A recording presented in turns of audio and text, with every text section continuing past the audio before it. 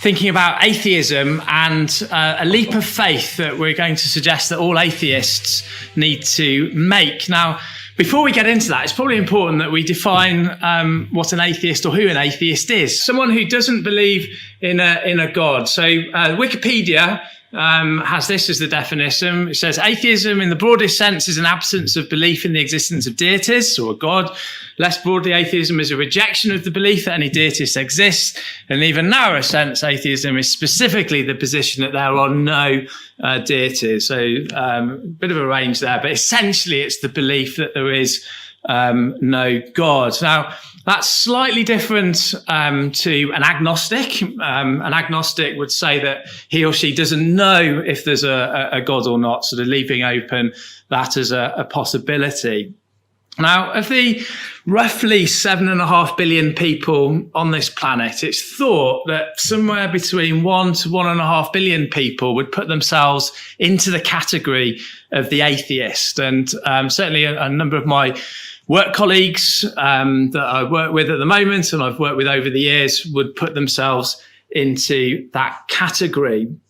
Now, most atheists I've come across, they simply accept the position of the atheist that there is no God because they like the idea. Okay, others that I've come across, I would suggest, are very staunch atheists, and they sort of defend their position very vigorously, and they do that by using science as the backstop for their arguments. So atheists will often be very firm in their worldview. They think that their ideas are right, very dismissive of ideas of belief, for example. And this firmness of conviction, from their perspective, we would suggest is based on this scientific method. So let's remind ourselves what the scientific method is, because the scientific method, as you can see on the screen, it's something that can be observed, that from that a hypothesis is created. There's then a testing of that hypothesis. You observe it again, and then there's the conclusions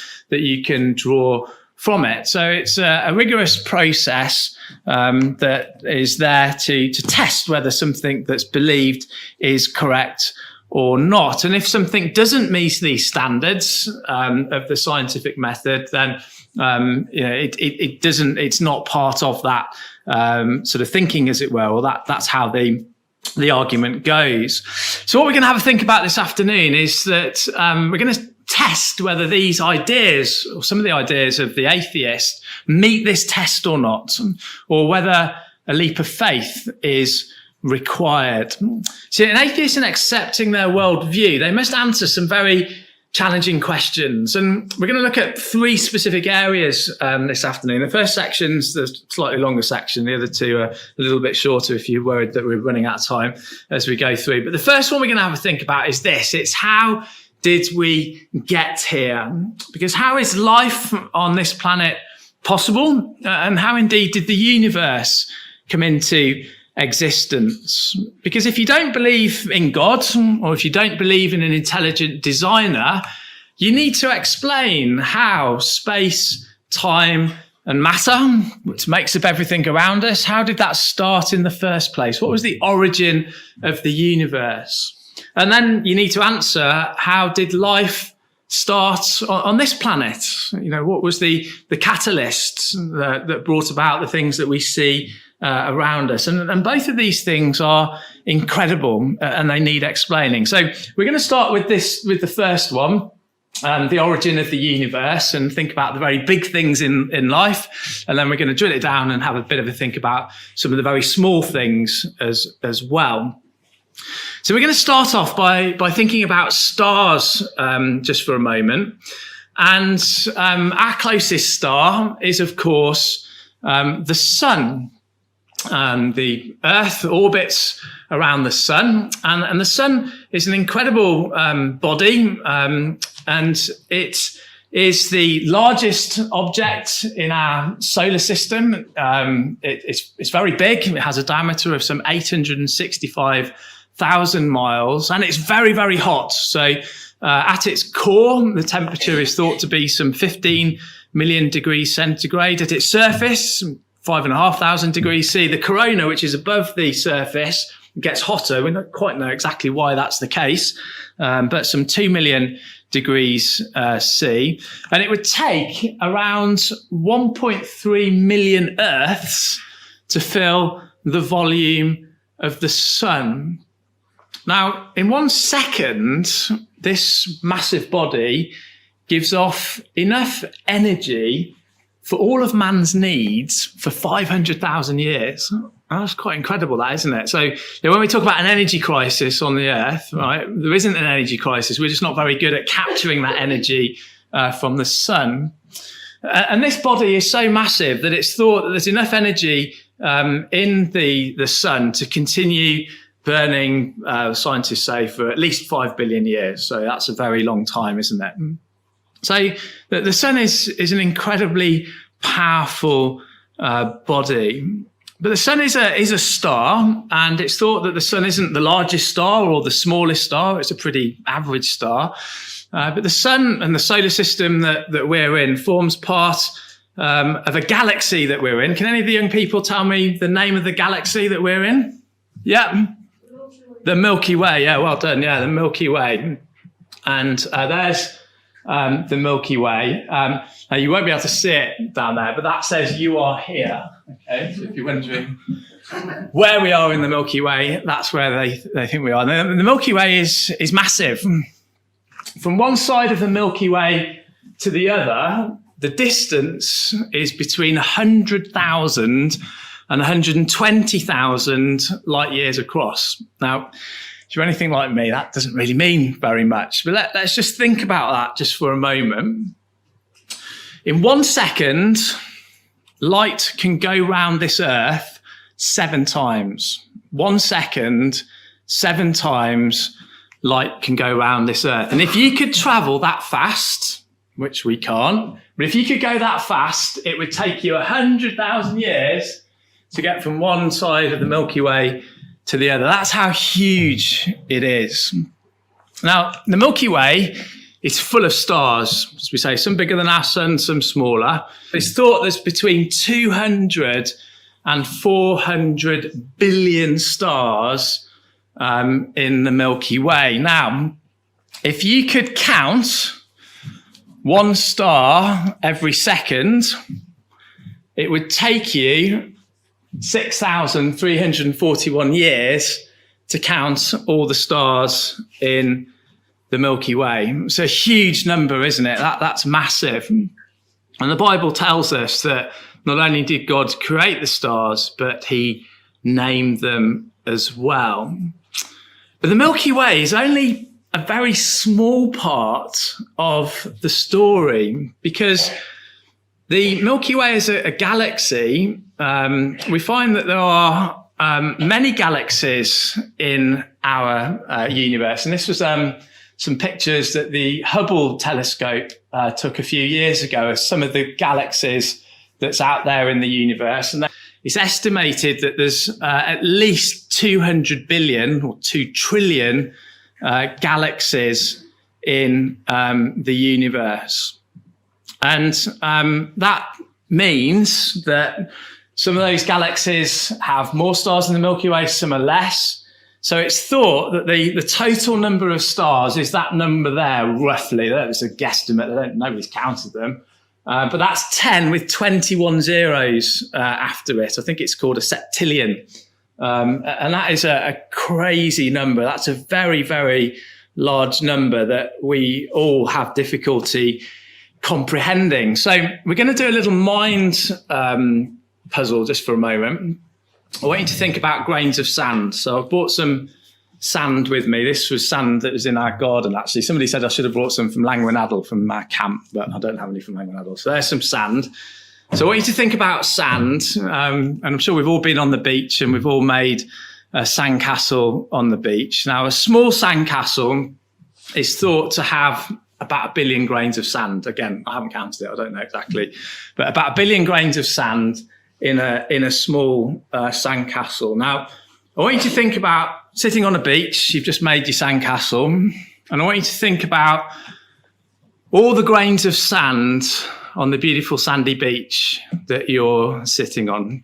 Imagine you're in North Wales or something like that. And then I want you to think about all the grains of sand on all the beaches in the UK. And then I want you to think about all the grains of sand on all the beaches in all the world. And then I want you to add into that all the grains of sand that are in all the deserts of the world. And I want you to ask yourself the question, are there more grains of sand on the earth, or are there more stars in the universe? So if you think there are more grains of sand on the earth than stars in the universe, put your hand up. More grains of sand than stars. If you think there's more stars than grains of sand, put your hand up. I think that one just about has the majority. A bit of a split call on that one. But yeah, it's thought, again, nobody's checked this, but it's thought there are more stars in the universe than grains of sand on the earth. And that's crazy, isn't it? When we think of how powerful the sun is and how many of them there are, that's absolutely mind-blowing. And we also find when we look out into the universe that not only is its size incredible, but we also have a very finely tuned universe. The scientists talk about Goldilocks conditions. So scientists have worked out the forces of nature and they've done measurements on it. And it's found that it's just the right strength to allow the universe to exist. So, for example, the force of gravity, if it was a little bit stronger, it would pull all the stars back in on itself. But if it's not too weak to allow the motion of the orbits of the planets, and it's the margin of error of the force of gravity is very, very small indeed. And it's same with other forces, nuclear forces, electromagnetism, and so forth. So these Goldilocks conditions, it's not too hot, not too cold, but just right. And scientists have often marveled how this is so. And back in the 1980s, an astrophysicist called Sir Fred Hoyle wrote a book which he entitled The Intelligent Universe. He wasn't a believer in God, but he said there's these very unusual attributes that we see in the universe. And he said this, he said, the list of anthropic properties, apparent accidents of a non-biological nature, without which carbon-based and hence human life could not exist, is large and impressive. So how does the atheists say all this came about? Well, most would point to the theory of the Big Bang. And I'm going to play just a very short video where you'll see an attempt to explain what the Big Bang theory is. Oops.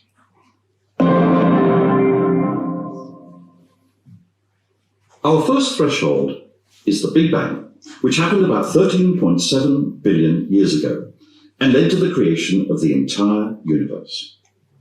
We don't know much about the ingredients and the Goldilocks conditions that led to this first threshold because we just don't have much evidence. For example, what made the Big Bang possible? We don't know. Why did the Big Bang happen? We can only speculate. Was there even space and time before the Big Bang? We don't know that either. What we do know is that the Big Bang provided the raw materials for everything around us today. After the Big Bang, there was space, which was rapidly expanding, and there was time. There was also matter and energy. At first, the universe was so hot that you couldn't tell the difference between matter and energy. But within the first billionth of a second after the Big Bang, matter and energy separated. Then, energy took different forms, including gravity and electromagnetism. And matter appeared in the form of electrons and quarks soon linked up to form protons and neutrons. Why is this so important? Because nothing had turned into something. And that something contained everything needed to build an interesting universe, one that could eventually include you and me. So the theory of the Big Bang then, that nothing comes to everything, or that from nothing becomes everything, that everything in this impossibly vast and massive universe with all those stars and all those planets came from nothing. Does that really make sense to you? Is that really believable? Well, that's the leap of faith that an atheist would make. And indeed, the conditions as to what might have caused the Big Bang in the first place and what was before the Big Bang, there's no explanation to that at all. There's no scientific explanation for it. It's just said that it happened. Again, that takes a massive leap of faith, we would suggest. Let's contrast with the Bible. The very start of the Bible, words that you'll know very well, Genesis 1 verse 1 says, "In the beginning, God created the heavens and the earth." So the Bible, right from the beginning, introduces God as the creator, an intelligent designer that caused these things to be made. And scientists tell us that the three components of everything that's around us is space, time, and matter. I don't know if you've thought about it, but we've got those three elements in the first verse of Genesis chapter 1. We've got in the beginning, well, that's time. God created the heavens, well, that's space, and the earth, and that is matter. Well, the atheist will say, well, that's all well and good, but I can't see God, I can't observe God, so therefore, how can I believe in him?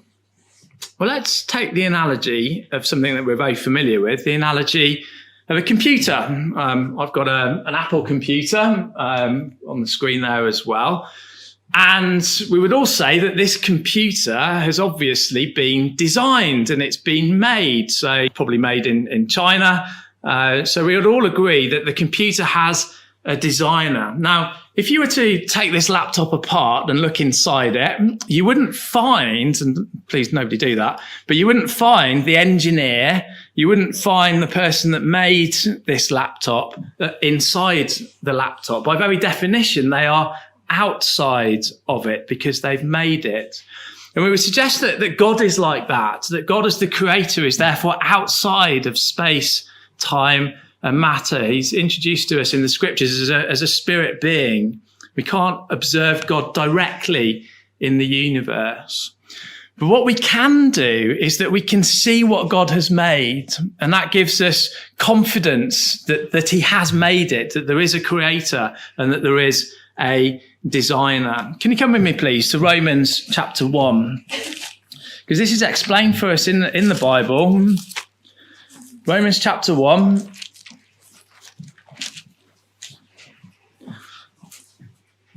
Put the passage up on the screen as well. So verse 20, Romans chapter 1 says, "For the invisible things of him from the creation of the world are clearly seen, being understood by the things that are made, even his eternal power and Godhead, so that they are without excuse." So God has made the things that we see around us. The evidence of God is there, but we don't directly see him. It's the evidence of the creation that gives us confidence in the creator, is what we're being told there. So thought about the very big things. Let's have a look at, think about some of the small things, and let's try and think about that other question, which is, how did life start on this planet? Because planet Earth is teeming with life. As far as we know, it's the only planet with life on it. And the complexity of life on this planet is incredible. And the pinnacle of that complexity is each human being. And you are all incredible. You won't hear that very often, but you are all absolutely amazing, from the way that you can walk and run, processing power of your brains, the ability to see and hear, noses to smell, and so on. But what is it that constitutes you and me? What are we made of? Well, at the very base level, we're made from the dust of the ground, and that's what the Bible tells us in Genesis chapter 1. At the atomic level, we're carbon, hydrogen, oxygen, nitrogen, and a few other elements that are essential for life. But the real building blocks for life is the cell.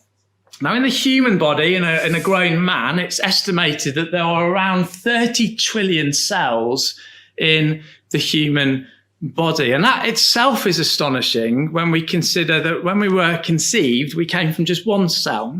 And that cell has multiplied and multiplied and multiplied until who you are today. And the cell is incredibly complicated. It's often referred to as the simple cell, but it's anything but simple. And we could spend hours, couldn't we, thinking about DNA and the different things that are in the cell and so on and so forth. But we're not going to do that now. We're going to take a step back from that. And we're going to have a think about what are the key components of a cell. And one of the main constituents of a cell is the protein. And there's millions of proteins that go into a cell. A yeast cell, that's a very simple cell, has some 42 million proteins in it. Okay, so let's have a think about proteins. Now, proteins are made up of amino acids. So I want you to imagine, so here's our protein molecule. So just imagine each of these little circles, that these are amino acids. This isn't a very accurate one. I've just sort of cobbled this together, but just to give you a bit of an idea. And amino acids, there are 20 different types of amino acids that can go into a protein.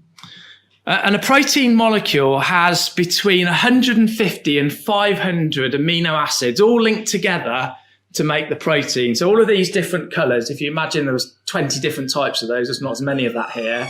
And there was at least 150. So again, this is too small. But if there's at least 150 all linked together in the right order, then we would be some way to having a protein molecule. Now, here's the thing, and this is really important. Those amino acids, they have to be in exactly the right order. If they're in the wrong order, then you don't get a protein molecule. And evolutionists say, well, these amino acids, they naturally form in nature. And they say that they randomly came together to create a protein billions of years ago. And that protein then joins with other proteins, and then eventually you get your cell. Well, let's think about that from the perspective of the probability of that happening. I brought with me my dice, 6-sided dice. Now, young people, if I roll the dice, what's the chances, what's the probability of me getting a 6? 1 in 6, I got a 5. No good. What's the probability of me rolling the dice twice and getting a 6? Yeah? Nope. 1 in 36, that's right. Yeah, you multiply it together. So what's the probability of me getting 3 6s in a row? No. And you've listened to this before. 3 times 1 in 216, okay? You kind of get the idea. Now, what's the chances of me getting this dice and rolling a 6 50 times in a row? Well, it's that number there. It's a number with 33 digits after it. Now, that's considerably more than all the stars in the universe. Now, here's our problem. You see, creating a protein molecule from these amino acids, remember we said there were 20 different types of amino acids? It's a bit like having a 20-sided dice. And to create the simplest of protein molecules, you need 150 amino acids in exactly the right order. So it's a bit like rolling a 20-sided dice and getting a 6 150 times over. Now, the odds of that happening is 1 in 10 to the 164. Now, that is a massive, massive number. In fact, it's estimated in the whole universe that are only 10 to the 82 atoms. Okay, so it's a much larger number than all the atoms in the universe. And that's just to create one protein. And there are millions of proteins in a cell. And we're nowhere near thinking about how DNA might come about, or all the different types of cell, or how the cells might work together to create a life or an eye or whatever it might be.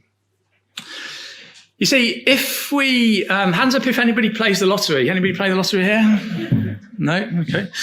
Good. The odds of winning the lottery in the UK is 1 in 45 million. Now, if somebody wins it one week, you should congratulate them and say, well done, you've won the lottery. Now, if that same person wins the lottery the second week, hang on a minute, that's a bit strange, isn't it? That's an unusual, very unusual thing to happen. If somebody wins the lottery a third week in the row, third consecutive week, you'd think something was up, wouldn't you? You'd think something was wrong, that they're fixing and playing or cheating the system. Well, the odds of winning the lottery 25 times in a row is 1 in 10 to the 153. Now, that's smaller odds than making a pro team. You see, we're starting to see the issue here. You see, if we saw somebody win the lottery 25 times in a row, we would certainly know that they were fixing the system, that someone was in control of that process. And so that's the same with the creation of a molecule, isn't it? Someone's controlling it. They have to be controlling it to get those sort of odds. It's not something that can happen by random chance. And serious atheists and believers in the Big Bang, believers in evolutionary biology, they recognize the problems of this. They know how statistically remote the odds are to make it mathematically impossible. And so they have these theories that try and get around this problem. And the latest theory is that of the multiverse theory. Now, the multiverse theory goes like this. It says that there are an infinite number of other universes happening simultaneously to the one that we're living in. And within that infinite number of universes, every possibility within each of those universes being played out. And so the conclusion of that is that if you have an infinite number of universes, that one of them has to produce life, which is the one that we are in. Now, that's a crazy theory. You know, it's completely untestable. It's completely unscientific because you can't observe it. You know, you can't prove it, but people are believing in this. And that, in my opinion, is a huge leap of faith. Could you come with me, please, to the Psalms, to Psalm 139?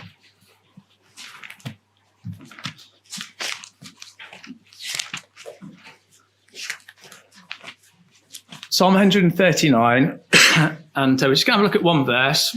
This is what the Bible tells us about the Creator and all the things that have been made. Psalm 139, verse 14 says, I will praise thee, speaking of God as the Creator, for I am fearfully and wonderfully made. Marvelous are thy works, and that my soul knoweth right well. And when we look at life, when we look at the universe, we can see that we are fearfully and wonderfully made. But there's another aspect to this verse that we'd like to just think about now, because it goes on to say, and that my soul knoweth right well. So here is another challenge to an atheist, and it's this: what about the deeper things of life? What do I mean by that? Well, the atheist who believes in the process of evolution, the process of survival of the fittest by natural selection over billions of years, the atheist would say that we are a product of the chemical and biological influences over that time. Now, I'm going to call these things gifts, but there are things that we're able to do, things that we're able to comprehend, that it's very difficult for chemistry or biology to explain. What do I mean by that? Well, things like consciousness and thought. You know, when did you become a conscious being if we've evolved over those billions of years, able to think and theorize, to compute and to work things out, rather than just reacting automatically to your surroundings? You know, the human brain is one of the most complicated things that we know of. And our brains give us the ability to do things which are not easily explained. So the ability to appreciate beauty, the ability to play or to listen to music, for example, the ability to love and to experience emotions. You know, these are deep things that evolutionary biology, chemical processes don't explain how we've got them. How about how we treat each other? How do we know what is right and wrong? How can we be sure that we have a basis for morality, for the laws that this country has given us, if we've evolved and that we're a product of survival of the fittest. There's many things that we could think about in more detail here, but I'd like us just to give you just one example of where this evolutionary thinking can go very wrong from a moral perspective.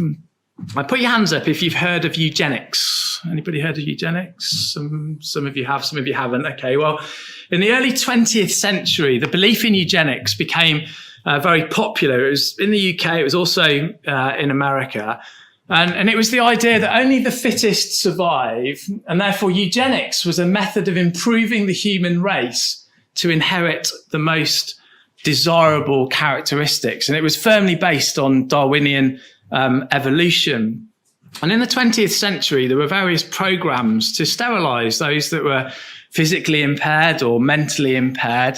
And the idea was that only the best genes would survive, and that would lead to an improvement of the human race. And it sounds pretty shocking to think about that now. And these ideas were taken on board by Germany, by the Nazis in Germany, in the build-up to the Second World War and then during the Second World War, because they believed in the master race, the sort of pure Aryans, the 6-foot-tall, blonde-haired, blue-eyed, physically able. I'm not sure how many Aryans we have here, maybe one or two. And the Nazis tried to exterminate other races that they thought were inferior. And in particular, they tried to wipe out the Jews, who they blamed for most of the problems with the world. And of course, that led to the horrors of the Holocaust and the abhorrent evil of World War II. And that had its roots in this evolutionary way of thinking. You know, that's not a standard for morals. And thankfully, this view isn't accepted by most people in the world today. But you can see the dangers of it in terms of how things can go very wrong. See, the Bible, in contrast, gives us a very clear understanding as to where these things, these deeper things, come from. Can you come back with me, please, to Genesis chapter 1? How does the Bible explain this? Well, Genesis chapter 1, when we have the account of creation, Genesis 1 verse 26, and God said, let us make man in our image, after our likeness, and let them have dominion over the fish of the sea, and over the fowl of the air, and over the cattle, and over all the earth, and over every creeping thing that creepeth upon the earth. So God created man in his own image. In the image of God created he him, male and female created he them. So the Bible explains to us that mankind is made in the image of God. And that explains to us why we are able to experience emotions, why we can see things of beauty, that we're not just a body of biological makeup, of just chemicals. There's more to us than that. And Jesus, when speaking to the rich young ruler in Luke 18, why callest thou me good? Said Jesus to this man. None is good save one, that is God. And the Bible reveals to us that God's character is true and righteous, that our morality, our consciousness all comes from God as our creator. And I suggest that the atheist has a difficulty in explaining these things. It takes a leap of faith for them to conclude on these matters. Okay, the last section that I want to look at before we sit down is, can there be hope for tomorrow? This is, again, a problem for the atheist. Can we go to the reading that we had read in Jeremiah chapter 17, please? In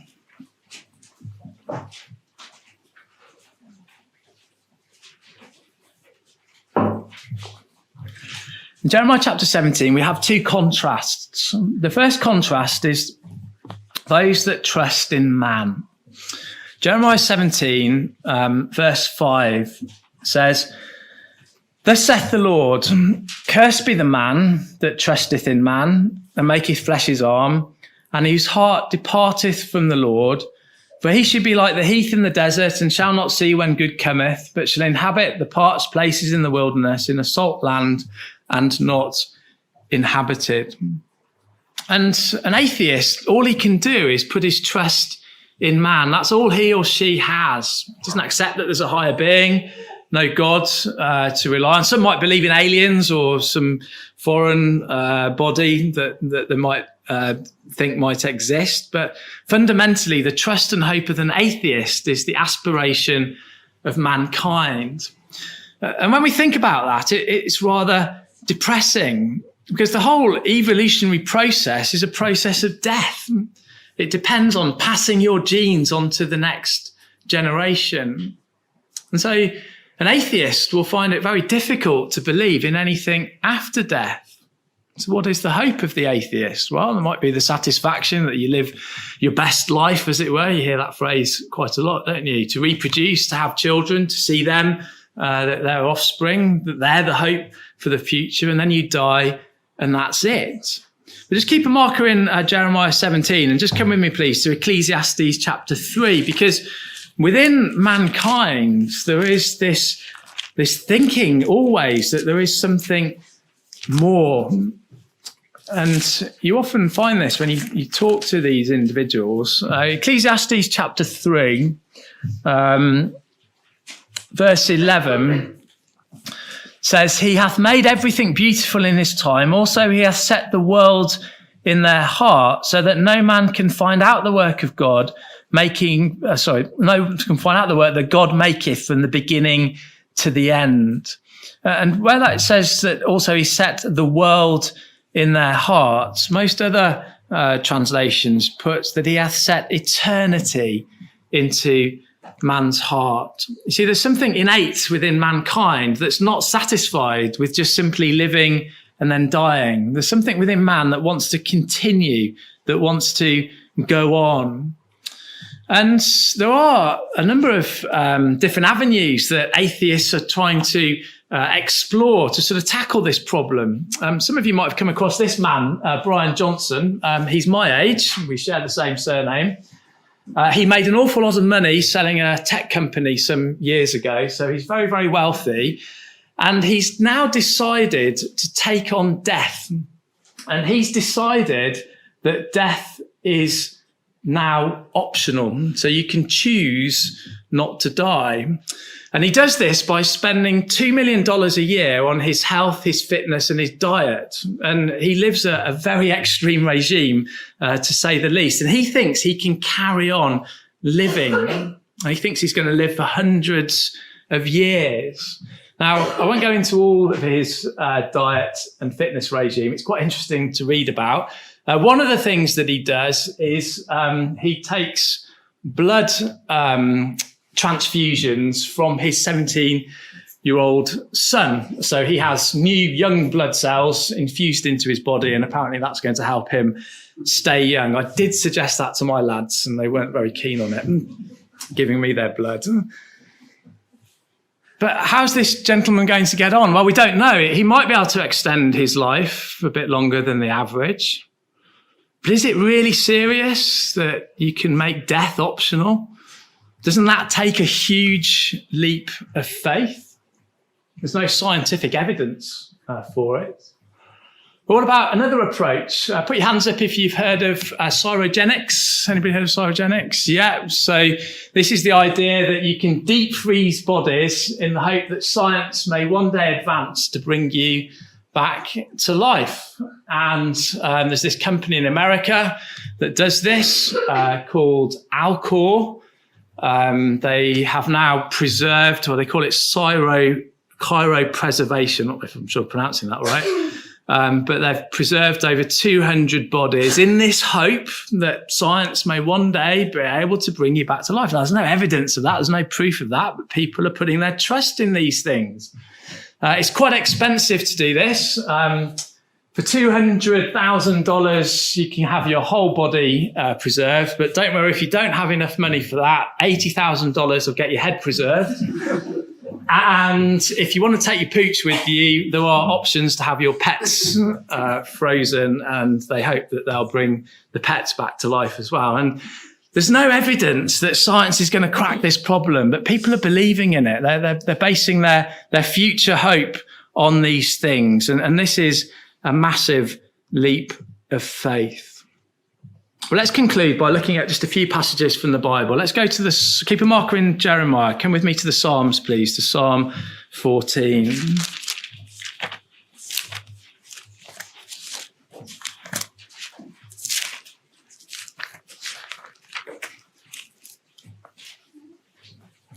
Psalm 14. verse 1 says, "The fool has said in his heart, there is no God. They are corrupt, they have done abominable works. There is none that doeth good.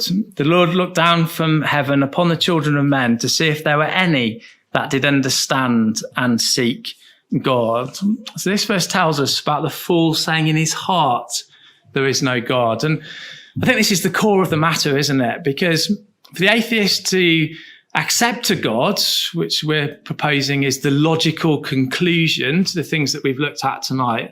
And when you accept there's a God, an intelligent designer, a creator, then it opens up a whole series of questions, doesn't it? It opens up the question as, why did God create me? What's his purpose with me? What does he want me to do?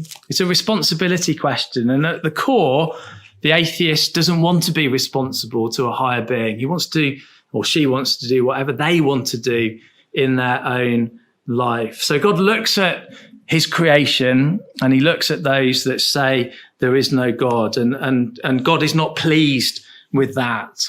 But if we do accept God, then there is a great blessing. Let's go back to our reading in Jeremiah chapter 17.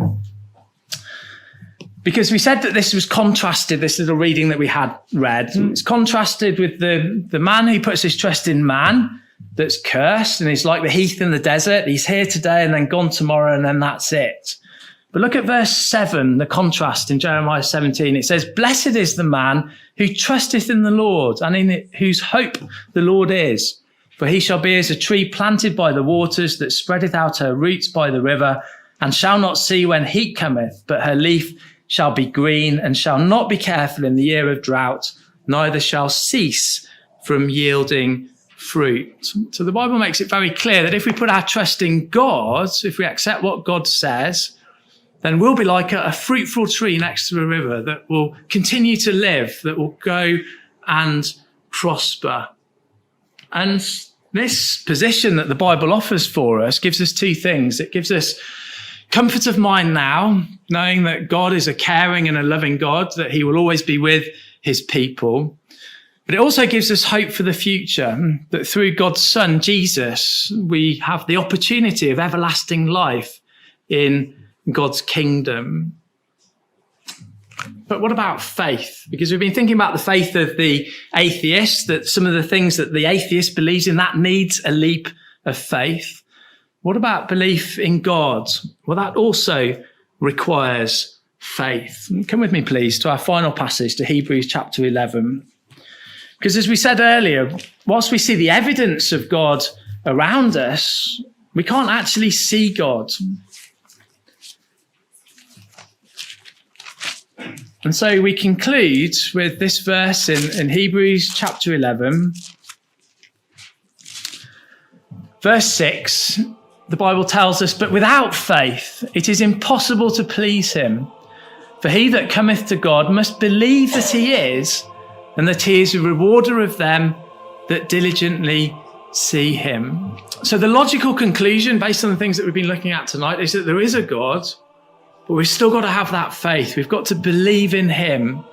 And we've also got to believe that he's a rewarder to those that diligently seek after him. So tonight we've been thinking about a leap of faith that the atheist takes, but really the key leap of faith we need to take is the leap of faith, which is that belief in God. And if we do that and we accept his Son, the Lord Jesus, then we have the hope of everlasting life in God's kingdom here on earth. Thank you very much.